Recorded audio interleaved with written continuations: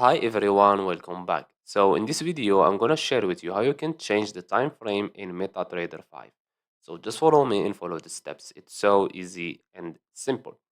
So first of all, open your MetaTrader 5, and as you can see, this is our chart. Okay, and we have here M1. So M1 means 1 minute. Okay, so this is the 1 minute time frame.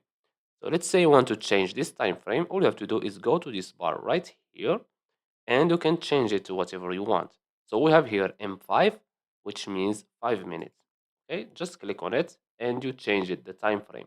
We have also the 15 minute, 13 minute, and we have here each one. This means 1 hour. Okay, click on it.